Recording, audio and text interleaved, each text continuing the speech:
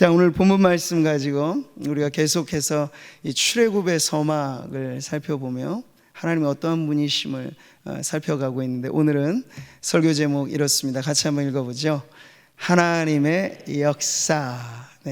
이 제목으로 함께 은혜를 나누겠습니다. 여러분, 퍼즐 맞추는 거 좀 해보셨나요? 노화 방지에도 좀 도움이 되는데, 아마 어르신들은 20조각짜리 퍼즐도 좀 어렵게 느껴지실 수 있어요. 근데 처음에 막 연습할 때 50조각, 그거 성공하면 100조각, 그 퍼즐이 정말 많은 것 막 1000몇백 조각 이런 것도 있어요. 근데 퍼즐이 뭔가요? 그 하나의 작은 조각 가지고는 몰라요. 근데 다 모아보면, 그 모을 때, 맞출 때 시간이 많이 걸리죠. 머리도 막 짜내야 돼요.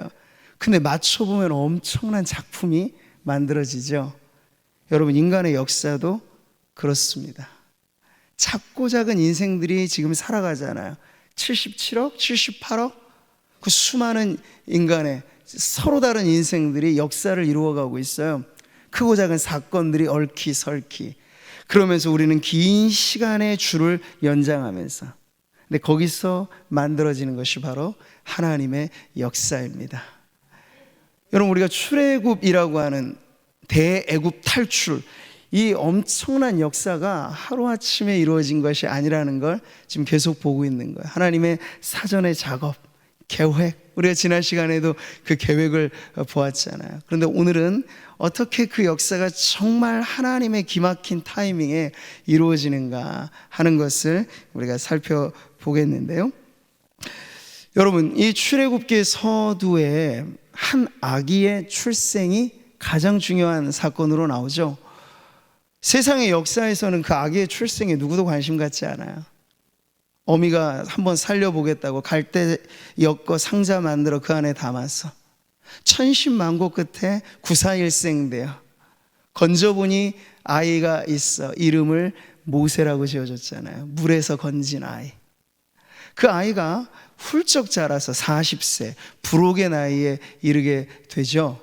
그래서 무언가 한껏 내가 이제 엄마 어릴 때부터 요게베스로부터 받은 신앙의 뿌리 교육이 있어서 애굽에 호의호식하는 것에 눈멀지 않고 내가 민족을 위해 한번 살아보리라, 그렇게 떨쳐 일어났던 그때 그 모세의 모습을 지난 시간 여러분은 기억하실 겁니다.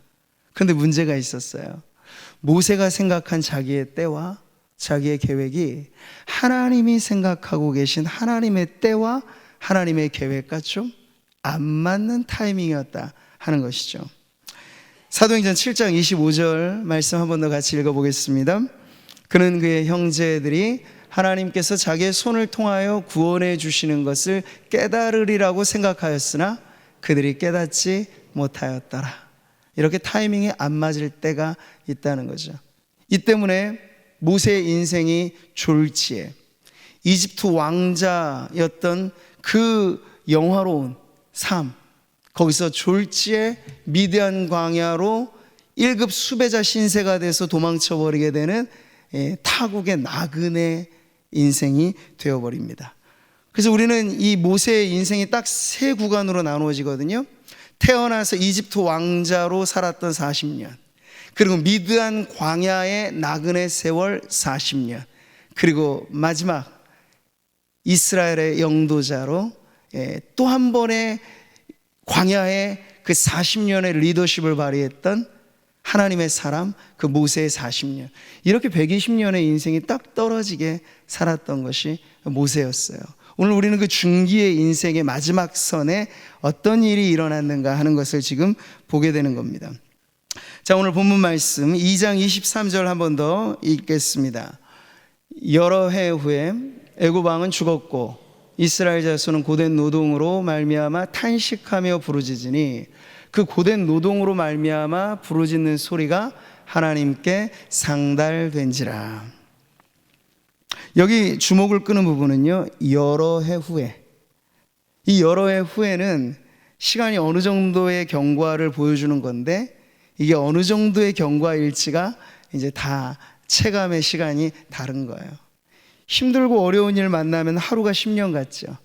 기쁘고 즐거운 세월은 눈 깜짝할 새 지나가고요. 그러니 체감하는 시간의 차이는 저마다 큰 법인데, 오늘 모세가 지금 보내온 이 변방에서 양치는 목자 신세로 전락한 그 세월이 이 안에 담겨 있어요. 여러 해 후에. 그리고 이 여러 해 후에는 지금도 째깍째깍 우리가 시계 초침 돌아가는 소리는 안 들리겠습니다만 시간은 돌죠. 지구가 도니까. 지구가 자전과 공전을 하면서 물리적인 시간은 계속 전진 앞으로 가고 있잖아요. 자, 그 일에 세상의 역사도 지금 계속 돌아갔어요. 돌아가다 보니 애굽 왕이 세상을 떠나버린 사건도 이 안에 포함됩니다. 고통의 원흉이었잖아요. 이스라엘 백성을 악랄하게 핍박하고 압제하고 값싼 노동력을 그네들에게 착취했던 이 왕이 죽어버렸어요. 찬스다 생각했겠죠. 야, 고통의 원흉이 사라졌으니 이제 불행 끝 행복 시작. 근데 오늘 말씀을 보니까 왕은 없어졌어요. 왕조가 바뀌었다는 얘기예요. 왕조가 바뀌었을 뿐 이스라엘 민족의 고통은 사라지지 않았어요. 계속해서 이들의 무거운 어깨의 짐은 더 가중되어지고 있는 현실의 무게감이 바로 이 여러 해 후에 이 세월이 담고 있는 내용이에요. 세월은 이렇게 무심히 흘러갑니다. 제 앞에 공권사님이 이렇게 앉아 계신데 제가 세월을 논해서 죄송합니다만 어르신 앞에, 근데 누구에게나 그 세월은 공평하게 무심히도 흘러갑니다. 고통 속에 파묻혀 아파하는 가운데도 세상은 여발한 듯이 또 아무런 상관없다는 듯이 흘러가요. 이 속절없이 흐르는 세월이 야속하게 느껴질 때가 있죠. 나는 이렇게 힘든데 세상은 세상대로 그냥 잘 돌아가거든요. 도시의 불빛은 꺼지지 않고, 유명인들은 그 유명세를 계속 이어가고 부자들은 계속 부자로 살고, 이 세상의 이 모습에는 한 점 변화 없이 나만 힘든 것 같이 무심히 흘러가는 세월을 우리가 느낄 때가 있어요. 자, 그런데 여러분, 이때 주의하셔야 돼요. 이 무심하게 흐르는 세월 속에 우리의 마음이 야속함을 느낄 때 하나님도 나에 대하여 이렇게 무심하실 거라는 오해와 착각이 우리의 신앙을 흔들 수 있거든요. 흘러가는 세월 속에. 근데 오늘 말씀 그걸 딱 잡아주는 거예요. 24절 같이 한번 읽어보죠. 하나님이 그들의 고통 소리를 들으시고 하나님이 아브라함과 이삭과 야곱에게 세운 언약을 기억하사. 짙은 어둠 속 기나긴 이 외로움 가운데 고통할 때 누구 하나 다르지 않게 우리는 그렇게 말할 수 있어요. 하나님, 난 이렇게 고통스러운데 세상은 세상대로 잘 사는 것 같고. 근데 세상이 그러는 건 제가 이해는 하겠습니다만, 하나님, 내가 이렇게 고통 속에 어두운 세월의 터널을 통과할 때 하나님은 어디에 계신 겁니까? 꼭꼭 숨어 계신 하나님을 찾는 것 같이 그렇게 마음이 더 회의와 어떤 의심, 하나님이 과연 나에게 관심을 갖고 계신가? 변방에 40년 묻혀진 모세의 이 내면의 갈등 속에 그런 질문이 없었을까요? 하나님이 나를 기억이나 하시는가? 400년의 기나긴 세월 동안 노예살이하는 이스라엘 백성들에게 그 탄식이 없었을까요? 하나님이 과연 우리의 주님이 맞으시기나 하나? 이런 질문들이 있을 때 오늘 말씀은 그걸 잡아주는 거죠. 흔들리지 마세요, 성도들이요. 우리가 힘들고 괴로운 그 순간 하나님 우리의 고통 가운데 함께 하시는 분이십니다. 우리의 믿음의 중심이 십자가잖아요. 언제나 십자가예요. 변함없이 십자가예요. 우리가 잘날 때도 십자가, 못날 때도 십자가. 고통의 극치에서 우리를 건져내신 그 십자가의 사랑이 변함없는 한 우리는 어떠한 고통을 여기에 대입시켜도, 어떠한 외로움을 여기에 집어넣어도 하나님은 우리에게 무심한 분이 아니십니다 하는 답을 얻게 되는 줄 믿습니다. 하나님이 이스라엘 자손을 돌보셨고 하나님이 그들을 기억하셨더라. 반대로요, 여러분, 우리가 하나님 잊고 살 때는 많아요. 그렇지만 하나님이 우리를 잊으신 적은 없어요. 이게 제 말일까요? 아니요, 성경에 그렇게 기록되어 있어요. 같이 한번 읽어보죠. 오직 시온이 이르기를 여호와께서 나를 버리시며 주께서 나를 잊으셨다 하였거니와 여인이 어찌 그 젖먹는 자식을 잊겠으며 자기 태에서 난 아들을 긍휼히 여기지 않겠느냐. 그들은 혹시 잊을지라도 나는 너를 잊지 아니할 것이라. 이것이 우리 주님의 말씀입니다. 여러분 믿기만 한다면 성경은 말씀하세요. 내가 너를 내 손바닥에 새겼고. 우리를 향한 주님의 사랑은 손바닥에 새긴 사랑이에요. 요즘에 젊은이들이 문신 같은 거 막 하잖아요. 그거는 그냥 멋부리기 위해서 뭐 그렇게 하는 건데, 손바닥에 새겼다는 건 지워지지 않는 흔적으로 우리를 잊지 않으신다라고 하는 증표가 여기에 주님의 손바닥 안에 새겨져 있다는 거예요. 그러니 누가 이것을 지울 수 있겠습니까? 하나님이 스스로 지우지 않는 한 여러분은 손바닥에 새긴 사랑으로 하나님의 손에 꽉 쥐어져 있는 행복한 인생인 줄 믿으시기 바랍니다. 그러니까 우리가 이 시간을 어떻게 살아내느냐가 인생의 숙제고 신앙의 숙제예요. 왜요? 시간도 세월도 무형, 무색, 무치잖아요. 안 보이고 냄새도 나지 않고 형체가 없어요. 그러니까 우리가 세월을 따라 잘못 보내게 되면 썩지요. 근데 제대로 보내게 되면 숙성되죠. 이 차이. 썩느냐 숙성되느냐, 그것이 문제로다. 숙성만 잘 되면 아주 이 계절에 먹기 좋은 익은 묵은지가 되는 거예요. 썩어 곰팡이 나면 더 이상 못 먹는. 근데 어떻게 세월을 보내느냐가 인생의 품격을 결정 짓는다는 얘기죠. 하나님께서 고통의 세월 우리와 함께 하심은 눈으로 못 봐요. 냄새 맡을 수도 없어요. 손으로도 안 잡혀요. 네. 무엇으로 그것은 알 수 있을까요? 오직 믿음으로. 할렐루야. 같이 한번 읽어볼까요? 믿음으로 모든 세계가 하나님의 말씀으로 지어진 줄을 우리가 아나니 보이는 것은 나타난 것으로 말미암아 된 것이 아니니라. 오직 믿음으로. 그러니까 오늘 우리는 이 믿음을 가질 때 거대한 하나님의 역사를 보게 되고 그 역사 속을 살아가게 된다는 걸 지금 말씀은 가르쳐주고 있는 거죠. 한번 따라해 볼까요? 하나님의 역사는 고통의 세월 중에도 이루어집니다. 네, 바로 그거예요. 모세의 가려진 40년, 딱 중간 몸통.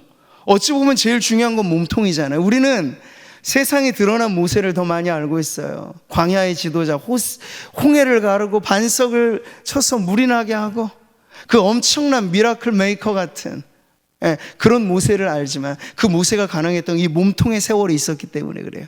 숙성된 세월.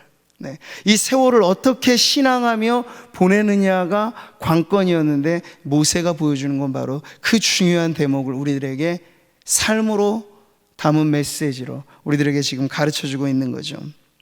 자, 이렇게 아픔의 세월 그리고 고통의 세월, 그 모든 걸 하나님의 역사 속에 집어넣을 수 있는 믿음이 있다면, 이 작은 퍼즐 조각 하나 가지고는 답이 안 나오지만 이것은 이 거대한 작품의 한 부분일 테니, 내 인생도 그러할 테니, 아담 이래로 셋, 이 아벨 이후에 믿음의 계보가 쭉 이어지면서 얼마나 많은 믿음의 백성들이 있었겠어요. 그들 한 명이 다 하나의 퍼즐이라고 생각하시면 돼요. 나도 그렇다 하면 이 모든 퍼즐 조각이 완성될 때 우리 주님 다시 오시고 새하늘과 새 땅이 개막되어 하나님의 백성들이 영원토록 하나님을 즐거워하게 되는 그 역사가, 새 역사가 펼쳐지게 될 것입니다.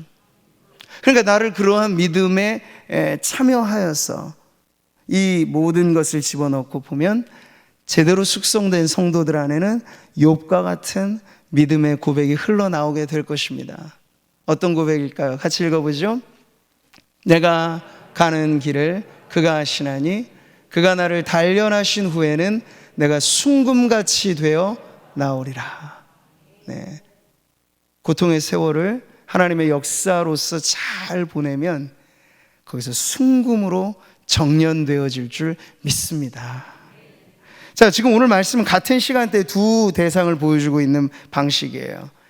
여러 해 후에 그 안에 2장 마지막 부분에는 누가 나옵니까? 애굽에서 정말 죽어라 고생하는 이스라엘 백성들. 그리고 3장 초 부분에는 누가 나오나요? 미드안 광에서 광야의 촌부, 그저 이 변방의 목자로 묻혀지고 잊혀진 모세가 등장해요. 그러니까 한쪽 편에는 이스라엘 백성의 고통하고 신음하는 모습이, 또 한쪽 편에는 외로운 양치기 모세가 지금 이렇게 보여주고 있는 거죠. 근데 그들 사이를 공통짓는 세월은 결코 짧지 않았다 이거예요. 스데반의 설교가 가르쳐 주죠. 이렇게 40년이 참해, 40년이 참해. 천사가 시내산 광야 가시나무 떨기 불꽃 가운데서 그에게 보이거늘. 지금 3장 처음에 나오는 사건은 40년이 지난 경과된 이후에 나오는 사건. 그러니까 여러 해 후에는 결국 오늘 우리가 말씀을 통해 보니까 40년의 세월이 훌쩍 지나가 버린 때를 지금 보여주고 있는 거죠. 예로도 그렇지만 지금 우리에게도 40년이라는 건 반평생이에요. 반평생이 그냥 훌쩍 지나갔다. 이거 좋아라 할 분들 별로 없겠죠. 아쉬운 세월, 그거 어떻게 다 아까운 이 세월 지나갔나, 한 것 아무것도 없는 것 같은데, 이렇게 생각될 수 있잖아요. 늦었다 생각되는 거죠. 40년이 훌쩍 지나갔으니 뭘 하겠어요. 40년 전에야 모세는 내가 한번 뭐 할 수 있겠거니 생각했어요.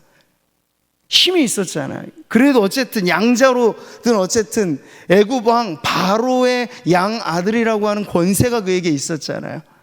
그걸로 뭐 좀 해볼 수 있었다고 생각했어요. 근데 40년 동안 완전히 광야에 양치는 목자로 묻혀지게 되면 이제는 포기죠. 그래서 여러분 다 우리가 잘 알잖아요. 하나님이 쓰시겠다는데 모세는 옛날 같지 않아요. 보낼 만한 자를 보냈어서 나 같은 촌놈이 어떻게 그 일을 하겠으면, 이렇게 지금 이야기한단 말이에요. 포기 선언을 하기에 충분한 세월이 지금 흘러간 거예요. 자, 근데 오늘 보세요. 늦었다고 생각할 시기, 포기를 선언해야 될 때 하나님의 역사가 시작됩니다. 이게 정말 기막힌 하나님의 극적인 전개 아닙니까?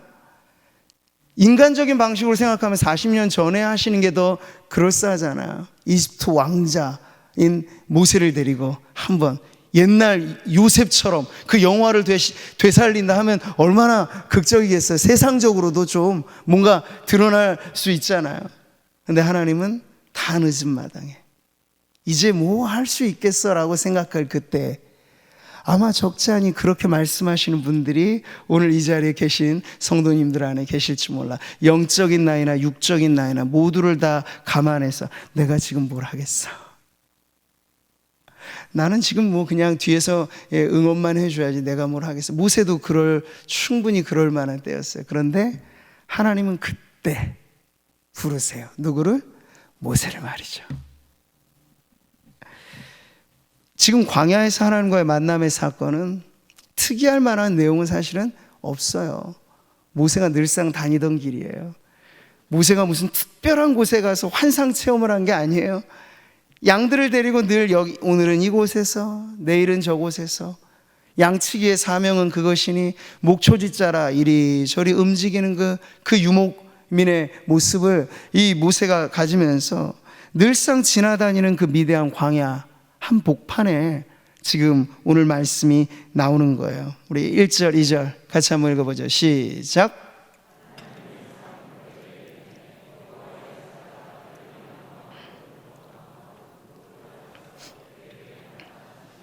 네, 바로 이 사건이죠. 40년의 세월이 지났으니 모세의 기억 속에도 이제 좀 까마득해졌을지도 몰라요. 뿌리 교육이라고 엄마 요게벳의 품속에서 받은 신앙 교육이 이게 유효기간이 언제까지 길어질지는 모를 일이잖아요. 원망도 했을 거예요. 마음에 분노가 있었을 수도 있어요. 하나님이 왜 나를 버리셨는가? 나는 그래도 내 한 몸 헌신해서 애굽의 영화를 버릴 각오라도 하고 그렇게 하나님 앞에 두 주먹 불끈 쥐고 나왔을 때 하나님이 나를 왜 거절하셨는가? 그런 마음에 한이 맺혀 있지 않았겠습니까? 근데 그 모든 것까지도 이제 다 세속의 때가 지워질 대로 지워진 이 40년의 광야 세월이 지나면서 모세는 자신이 애굽에 잊혀진 존재, 동족들에게도 잊혀진 존재뿐만 아니라 하나님에게도 잊혀진 존재로 여기고 있을 때예요. 근데 하나님께서 그런 모세를 찾아오신 거죠. 자, 이 하나님과의 광야에서의 만남의 사건이 이제 모세의 인생 3분의 2 지점이 경과된, 뭘 할 수 있겠어? 늦지 않았나? 라고 말할 그때의 모세에게 인생의 터닝 포인트 마련하게 된 거죠. 혈기왕성했던 야심가에서, 이 광야의 무명의 목자에서 이제 어떻게 그의 인생이 역전됩니까? 하나님의 사람으로 그야말로 출애굽이라고 하는 위대한 하나님의 역사의 도구로, 그렇게 지금 모세가 발탁되어지는 때가 바로 하나님과의 만남의 사건을 통해서 일어나게 되죠. 신약으로 우리는 넘어오면 아주 비슷한 극적 사건을 알고 있어요. 다메섹 도상에서 사도 바울이 하나님의 불꽃 같은 영광 중에 부활하신 예수님을 만날 때 유턴이라고 하잖아요. 그냥 약간의 방향이 바뀌는 게 아니라 180도 틀어가지고 다시 하나님 등지고 갔던 인생에서 하나님을 향하는 인생으로 바뀌어지게 된 그 체험만큼이나 지금 모세가 하나님을 만나는 사건은 그렇게 놀라운 변화가 있는 사건이에요. 이에 모세가 이르되 내가 돌이켜가서 이 큰 광경을 보리라. 이제로부터 이제 모세의 인생이 어떻게 바뀝니까? 밋밋한 세월, 그저 소소한 평범한 일상이 아니고 하나님이 진두지휘하시는 모험으로 사는 아주 기막힌 새로운 탐험이 시작된 거예요. 모세 그의 나이 80세. 여러분, 저는 오늘 이 모세의 소명 사건에서 하나님의 역사를 우리가 발견하게 되기를 바랍니다. 소명이란 얼마나 극적인 것입니까? 바울이 이렇게 말해요. 그러나 내 어머니의 태로부터 나를 택정하시고 그의 은혜로 나를 부르신 이가 그의 아들을 이방에 전하기 위해 그를 내 속에서 나타내시기를 기뻐하실 때, 이게 바로 다메섹 도상에서 영광의 주님을 만나 인생이 완전 바뀌어진 이 사도 바울의 고백이에요. 소명이란 다름 아닙니다. 하나님이 우리를 찾아오시는 사건이에요. 우리가 하나님을 찾아 산만리 꼭꼭 숨어 계신 하나님 찾은 숨바꼭질, 이게 아니고 소명이란 하나님이 우리를 찾아오시는 사건이에요. 그래서 하나님이 아주 우리의 영혼의 귓가에 쟁쟁하게 울리는 그 음성으로 우리를 부르시는 사건. 지금 모세는 그 하나님의 부르심에 사로잡힌 인생이 되는 거죠. 소명을 발견할 때 여러분, 인생의 의미는 달라집니다. 무심코 흘러가는 세월이라 생각했던 인생들이 소명을 발견하게 되면, 내 인생은 낭비됨이 없이 1.1획도 땅에 떨어짐 없이 이루어진 하나님의 말씀처럼 내 인생을 향한 하나님의 계획도, 내 인생을 통해 이루시는 하나님의 역사도 실패함 없이 이루어지는 것이구나 하는 걸 깨닫게 되는 것이죠. 하나님이 떨기나무 가운데서 그를 불러 이르시되, 같이 읽어볼까요? 모세야 모세야 하시매 그가 이르되 내가 여기 있나이다. 호명하는 사건이죠. 내일 임직식 때 이 호명이 있을 거예요. 우리 임직자 여러분, 사람이 부르는 소리로 들으시면 임직식 끝나면 그냥 아련한 추억 앨범이 되겠지만요, 하나님의 부르시는 사건으로 여러분이 받으시기를 바랍니다. 모세야 모세야, 거기에 여러분의 이름을 넣어보시는 거예요. 그러면 여러분, 우리의 인생의 의미는 하나님이 나를 부르셨다는 것만으로, 아니 가만히 있는데 어디 저기 위에 계신 분이 우리를 막 부른다고 생각해 보세요. 깜짝 놀랄 만한 사건 아니겠습니까? 평생 살다가 그런 초대장 한번 받지 못하잖아요, 평범한 우리들은. 근데 여러분, 천국 하나님의 나라에서 우리의 이름의 서명 날인이 되어 있는, 하나님의 이름의 서명 날인이 되어 있는 초대장으로 우리를 부르셨다는 게 여러분 소명인 줄 믿습니다. 그러니 성도로서, 직분자이기 이전에 성도로서만으로도 우리는 얼마나 값진 인생을 지금 살고 있는 것입니까? 인생의 값어치는 하나님의 부름을 깨닫는 것으로 결정되는 줄 믿습니다. 여호와의 사자가 하늘에서부터 그를 불러 이르시되 아브라함아 아브라함아 하시는지라. 아브라함이 이르되 내가 여기 있나이다. 비슷하죠? 믿음의 조상 아브라함을 부를 때도 하나님이 아주 비슷한 소명기사 여기 나오는 거야. 그러니까 여러분, 하나님의 역사는 어떻게 이루어지느냐 이제 우리가 물으면 한 사람으로부터 시작되는 하나님의 역사를 보게 되는 거죠. 믿음의 백성을 구상하실 때 많이도 필요 없어요.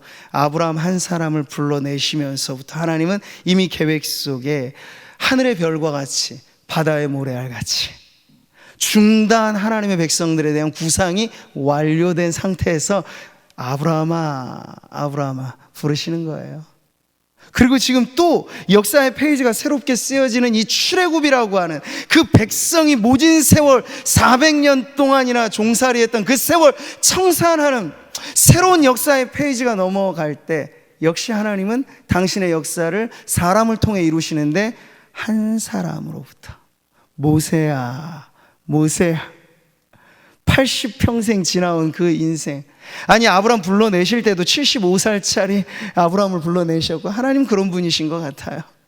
우리가 자랑할 만한 것이 있고 혈기왕성해서 내가 뭔가 해보리라 그때는 조금 워워 하시고 오히려 야 조금 더 숙성돼야 돼, 조금 더.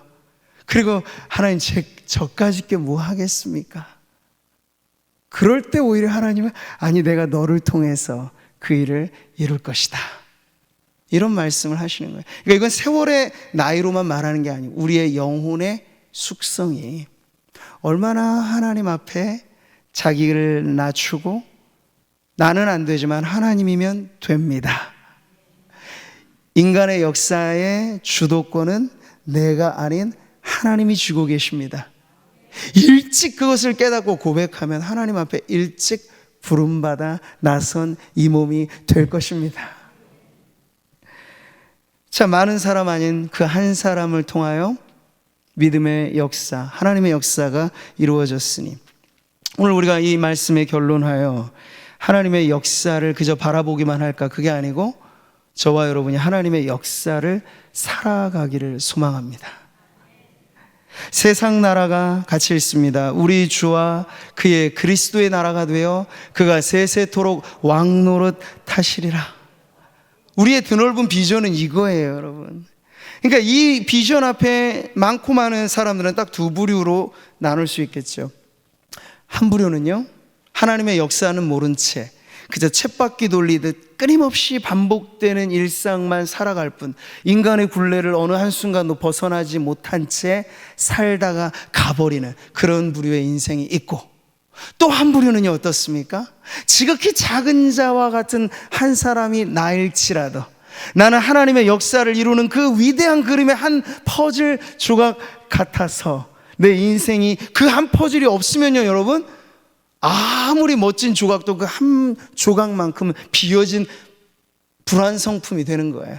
그러니까 나의 인생은 그러하다 믿고 하나님의 역사로서 내 인생을 값어치 있게 살아가는 부류가 있겠죠.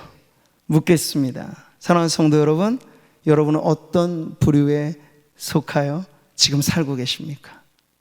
쳇바퀴 돌리는 인생입니까? 지나간 세월 보니 무심하다, 야속하다 그런 느낌만 가지시나요? 아니면 하나님께서 나와 같은 지극히 작은 자 하나인 나를 통해 우리의 가정 안에서, 우리의 교회 안에서, 그리고 내가 살아가는 이 모든 삶의 자리에서, 그게 역사의 무대인데 나를 결코 엑스트라 취급하지 않으시고 하나님이 나를 불러서 하나님의 역사의 도구로 써주시니 감사합니다. 네, 이런 고백 가지고 살아가시기를 축복합니다. 그게 남는 인생이에요. 길이길이 남을 인생이에요. 수십 조를 쌓아도 죽으면 사라질 인생이 아니고 땡전 한 푼 없어도 세세 그 이름이 빛나는 인생, 그 인생은 하나님의 역사를 살아가는 인생입니다. 믿음으로 하나님이 우리를 초청하시는 거예요. 이 둘 중에 어느 인생을 살래? 묻혀지고 그래 사라질 인생을 잠시 잠깐 호의호식하다가 그저 끝내버릴 것인가? 아니면 이 세상이 나를 잊더라도 하나님만 나를 잊지 않으시며 내 인생은 가장 빛난 보석이니 나는 이 값어치를 세상에 팔아버리지 않고 하나님 역사 위에서 살리라. 여러분, 길이 남는 그 인생을 선택하시기를 바랍니다. 기준이 중요한 거예요. 하나님의 역사를 기준하여 사느냐, 아니면 이 질이 멸렬할 세상의 역사만 보고 사느냐.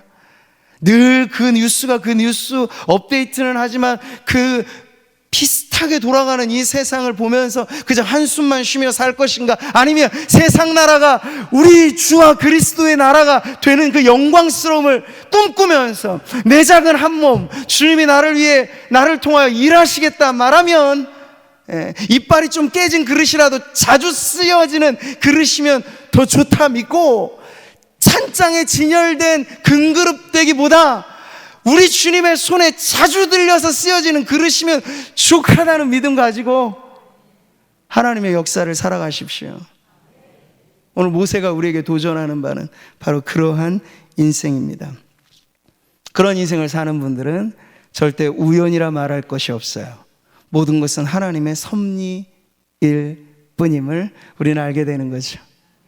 내가 넘어져도 재수 없어서 넘어지는 게 아니고, 내가 실패해도 운이 안 좋아서 실패하는 게 아니고, 우리의 모든 것, 그러니까 이 하나님의 역사를 산다는 거, 우리의 시간, 우리의 공간, 우리의 만나는 사람들과의 관계, 우리가 당한 일들, 이 모든 것이 하나님의 역사의 날줄과 시줄로 엮여서 하나님께서 역사의 옷을 지어가시는데 어느 것 하나 버릴 것이 없다라는 믿음을 갖게 되는 거죠.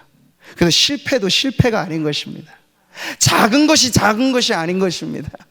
하나님의 역사 속에는 실패도 성공이 되고, 작은 것이 큰 것이 되고, 나중된 자가 먼저도 되고, 죽는데 살고 잃는데 얻고, 이런 기막힌 일들이 일어나게 되는 거예요.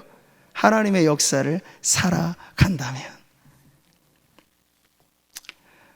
오늘 우리가 말씀을 통해서 기도하는 자리에 나아가기를 바라는데요, 우리의 기도는 그것이죠. 하나님, 믿음의 안목을 갖게 해주십시오. 결국 믿음이에요. 손으로 잡으려 하지 마세요. 하나님은 영이시니 눈으로 보려고 하지 마세요. 믿음 아니고서는 안 돼요. 그러니 주여 내게 이 믿음 주옵소서.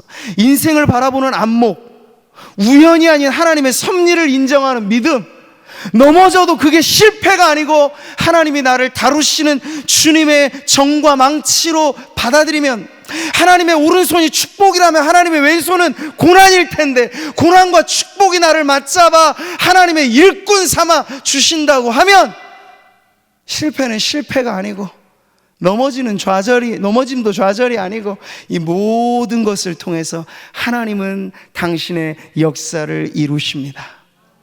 그 믿음의 고백이 오늘 이 자리에 기도하는 우리 모든 성도님들, 특별히 내일 임직식을 앞둔 우리 일꾼들에게는 더더군다나 여러분의 이름이 호명될 때 오늘 기도하는 마음으로 다시 한번 준비하셔서 답을 하셔야 돼요.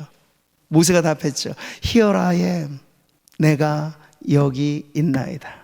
그가 서 있는 곳은 광야였어요. 아무것도 없는 빈털터리 인생. 그러나 하나님이 쓰시겠다 하면 그 자리가 부족하지 않아요. 그러니 임직받는 여러분들, 여러분 무엇을 보고 하나님께서 쓰시겠다고 하는 겁니까? 재산? 능력? 경력? 이력? 아니요.